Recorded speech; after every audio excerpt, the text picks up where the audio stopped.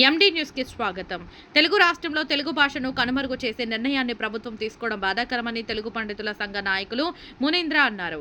ఈ మేరకు బుచ్చిరెడ్డిపాలెం మండల తహసీల్దార్ అంబటి వెంకటేశ్వర్లకు తెలుగు భాష కాపాడాలని వినతి పత్రం సమర్పించారు. వారు మాట్లాడుతూ ప్రాథమిక స్థాయి నుండి మాతృభాషతో విద్యా బోధన జరగకపోతే మీ విద్యార్థులు భాషా సామర్థ్యాలను సాధించలేరని అన్నారు. నాటి నుంచి నేటి వరకు ఎందరో మహనీయులు తెలుగు భాషాభివృద్ధికి వ్యవహార భాషలో బోధన జరిగితేనే విద్యార్థి సర్వతో అభివృద్ధి సాధించగలరని వారు కృషి చేశారన్నారు. మాతృభాష లేనిదే భావి భారత తెలుగు విద్యార్థులు భవిష్యత్తులో మనుగడ సాధించలేరని చెప్పారు. ఇతర రాష్ట్రాలలో తమ భాషలను ప్రేమించి విద్యార్థులకు వాటిని బోధిస్తుంటే తెలుగు రాష్ట్రంలో ఇందుకు భిన్నంగా జరగడం సరికాదని అన్నారు. ఇకనైనా ప్రభుత్వం తమ నిర్ణయాన్ని మార్చుకొని తెలుగు భాషను కాపాడాలని వారు డిమాండ్ చేశారు. పోస్టే లేదు, దాన్ని చేసి దాన్ని ఎవరు చెప్పాలి?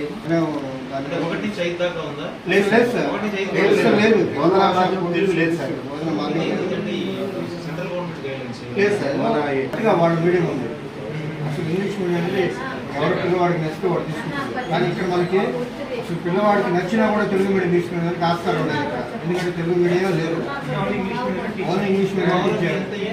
అదే దాని గురించి సార్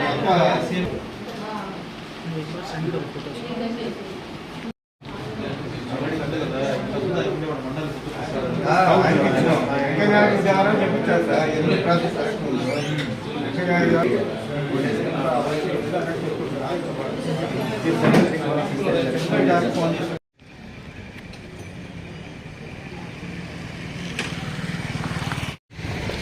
అందరికీ నమస్కారం. నా పేరు మునీంద్ర, హిందీ పండిట్గా పనిచేస్తున్నాను. ఈరోజు మన తెలుగు రాష్ట్రంలో తెలుగు మాధ్యమం చదివే దానికి ఆస్కారం లేకుండా తెలుగు మాధ్యమాన్ని ఈ ప్రభుత్వం తీసివేసింది. అలాగే ప్రాథమికోన్నత పాఠశాలల్లో తెలుగు భాషోపాధ్యాయ పోస్టు లేకుండా కూడా తీసివేశారు. ఈ విధంగా తెలుగు రాష్ట్రంలో ఇన్ని అరాచకమైన చర్యలు చేయడం చాలా సమంజసమేం కాదు. దీన్ని అందరూ మేము ఖండిస్తున్నాం. ఇకనైనా ప్రభుత్వం మేలుకొని మన తెలుగు రాష్ట్రంలో ప్రాథమికోన్నత పాఠశాలలో తెలుగు పండిట్ పోస్టును, అలాగే 1 నుండి 10 వరకు తెలుగు మీడియం, ఇంగ్లీష్ మీడియంకి సమాంతరం, ఇంగ్లీష్ మీడియంకి వ్యతిరేకం కాదు, ఇంగ్లీష్ మీడియంకి సమాంతరంగా తెలుగు మీడియం ప్రవేశపెట్టాలనేసి ప్రభుత్వాన్ని ఈ విధంగా మేము విన్నవించుకుంటున్నాం. ఈరోజు ఎంఆర్ఓ గారికి మరియు ఎండిఓ గారికి, ఎంఆర్సీలో ఎంఈఓ గారికి కూడా మెమోరాండాలు ఇస్తున్నాం. ఈ విధంగా మండల వారీగా, జిల్లాల వారీగా, రాష్ట్ర వారీగా మేము ఆందోళన చేయదలుచుకున్నాం. త్వరగా దీన్ని పరిష్కారం చేయవలసిందిగా మేము అందరం కోరుచున్నాం. ధన్యవాదాలు. Thank you.